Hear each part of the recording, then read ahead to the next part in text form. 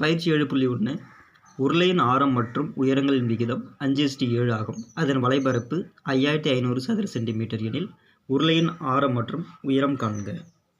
இப்போ தீர்வு, ஆரம் மற்றும் உயரம் காண்க.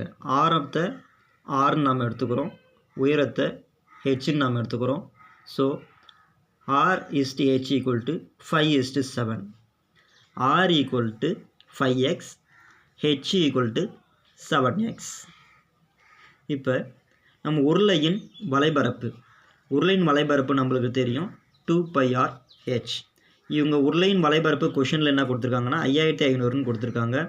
அதை நாம் எழுதிட்டு நாம் அப்படி பையோட வேல்யூ ஆருக்கு பதில் 5x, ஹெச்சுக்கு பதில் 7x நம்ம சப்ஸ்டிட் பண்ணுறோம். சப்ஸ்டிட் பண்ணி கேன்சல் பண்ணும்போது 22/7 இந்த 7ல் இருக்கும், 7xல் இருக்கிற 7ம் கேன்சல் ஆகிடும்.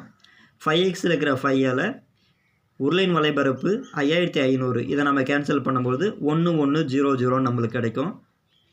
அடுத்தது 1100 பை 2 × 22 ஈக்குவல்ட்டுக்கு என்ன வந்துச்சுன்னா டிவைடில் வந்துடும். இங்கே x × x x² வந்துடும்.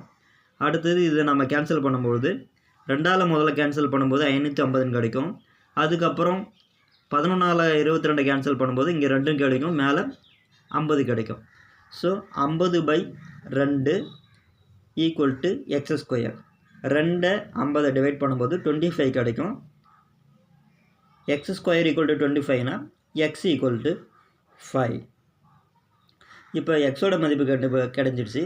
உருளையின் ஆரம் 5x, 5 × 5 = 25 சென்டிமீட்டர். உருளையின் உயரம் 7x, 7 × 5 35 சென்டிமீட்டர்.